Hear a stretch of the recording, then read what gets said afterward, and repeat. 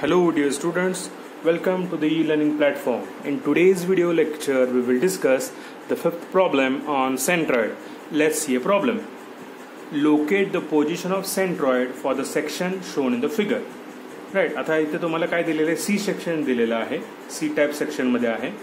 हा सेक्शनचे figure rough मध्ये आपल्याला काढून घ्यायचं. त्यानुसार हे जे काय सेक्शन आहे ह्याला आपण तीन रेक्टँगल मध्ये डिवाइड करून घ्यायचं. हा झाला पहिला, हा झाला दुसरा आणि हा झाला तिसरा. राईट, सो आपण ह्याला काय करून घ्यायचं, पहिला तीन रेक्टँगल मध्ये डिवाइड करून घेतलं.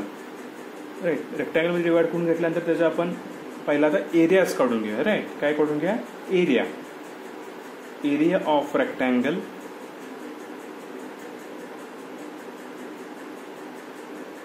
वन. हा कसा असतो, एरिया रेक्टँगल सारखाच असतो. रेक्टँगलचा फॉर्म्युला काय, बी into D. So B 80 into 40. 80 into 40, 80 into 40, 3200 mm square. Now area of rectangle 2, that is A2 equal to, A2 म्हणजे काय, हा एरिया. राईट, आता ह्या हा आपल्याला इथे डायरेक्टली दिलेला आहे डिस्टन्स. राईट, 150 इंटू आपल्याला हे थ्रू डिस्टन्स दिले का इथून इथपर्यंत नाही, हे आपल्याला एवढाच पार्ट्स इथे डिस्टन्स दिलेला आहे. राईट, सो त्यामुळं 1520 into 40, 1520 into 40, that is 60800 mm square. Now next, area of rectangle 3, that is A3. हे किती दिलं आहे, B into D, it is 1200 into 40. 1200 into 40 is equal to 48 mm square.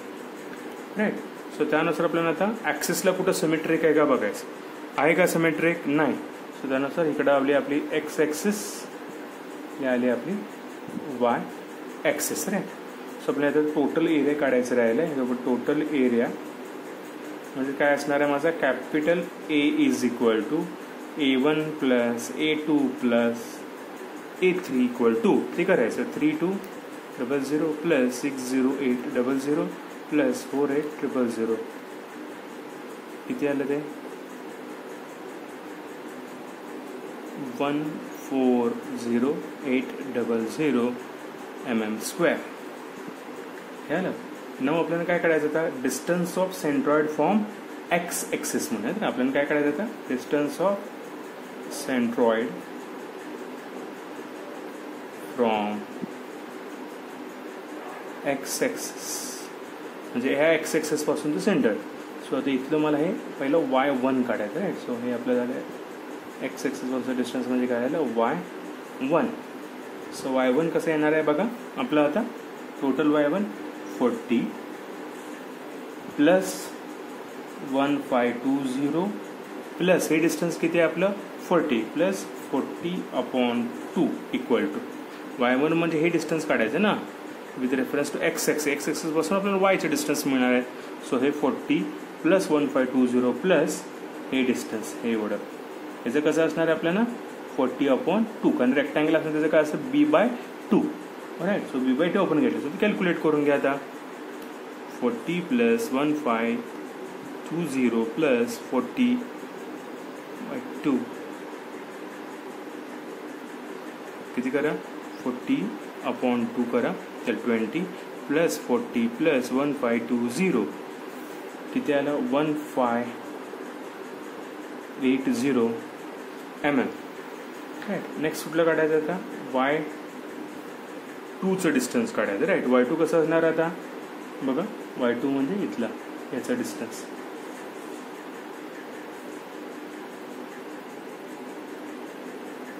Y2 म्हणजे काय, 40 प्लस 1520/2.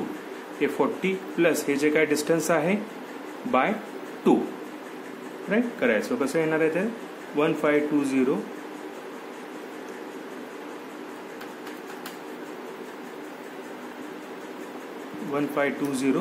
हे 40 प्लस हे upon 2 1520/2 करेल. 1520/2 प्लस 40 किती आलं आपलं ते y2 800 mm आणि y3 कसं येणार आहे इकडे y3 किती असणार आपलं 40/2 ते किती आलं आपलं 20 mm राईट. आता y1 y2 y3 काढलं. सिमिलरली तसंच distance of centroid from y access. y access म्हणजे इथून. सो आता इथून हे distance x1 is equal to काय येणार आहे ह्या पॉईंटपासून 800/2 किती आलं 400 mm. कारण रेक्टँगलच आहे ना. त्याचं काय फॉर्म्युला b/2 म्हणजे b किती आहे 800/2 right. Next x2 is equal to x2 म्हणजे इथून हे डिस्टन्स. हे डिस्टन्स माझं काय असणार आहे x2 ते किती आलं 40/2 इक्वल टू 20 mm. आणि ना x3 इज इक्वल टू म्हणजे इथून हे x3चं डिस्टन्स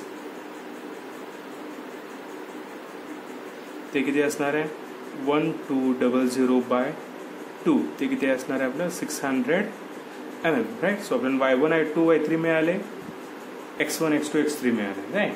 नाव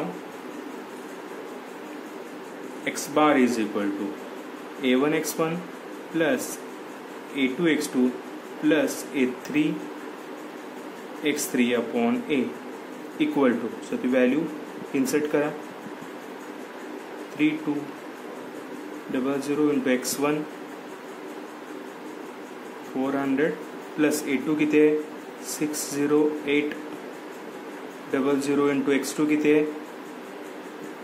20 प्लस a3 किती आहे 48000 इंटू x3 किती आहे 600 अपॉन टोटल एरिया किती आहे 140,800.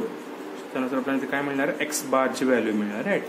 a1 किती आहे a1 into x1 plus a2 60800 into x2 plus a3 into x3 आलं डिवायडेड बाय टोटल एरिया किती 140,800 किती आलं 304.09 mm राईट. आता नेक्स्ट तसंच काय काढायचं आपल्याला y बार काढायचं. काय काढायचं आहे y बार राईट. सो त्यासाठी काय करून घ्यायचं y bar is equal to a1 y1 plus a2 y2 plus a3 y3 upon total a. y bar is equal to a1 किती आहे आपलं 32,000 इंटू y1 किती आहे 1580 दॅट इज 32,000 इंटू y1 ची व्हॅल्यू किती आहे आपली 1580 इंटू 1580 प्लस a2 किती दिलंय 60800 इंटू 60800 इंटू y2 ची व्हॅल्यू किती आहे 800 किती आहे 800 इंटू 800 प्लस a3 किती दिलेलं आहे 48,000 इंटू 48,000 इंटू y3 किती दिलंय y3 y1 y2 y3 किती दिलंय आपल्याला 20 आलंय इंटू 20 अपॉन टोटल एरिया किती आहे 140,800 140,800. So y bar is equal to the calculator 32,000 into 1580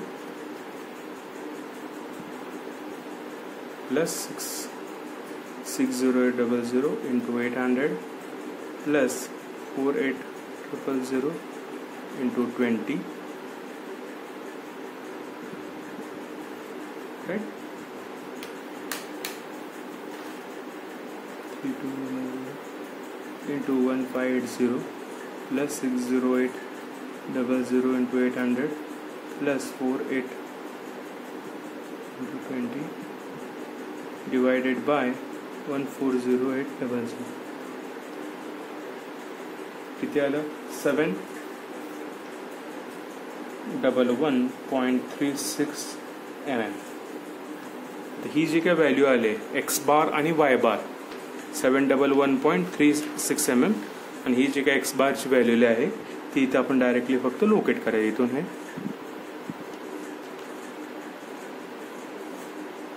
जी म्हणा इथं आलं 304.09 आणि 711.36 mm.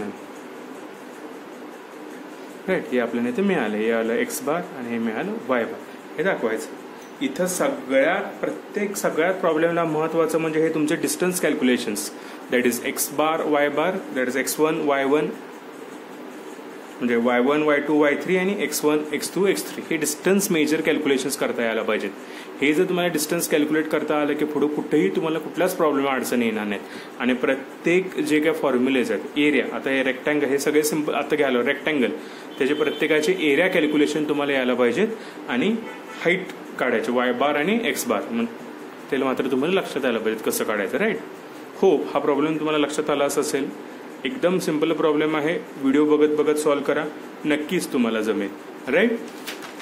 इथं आपलं एंड झालेलं आहे वाय बार. राईट.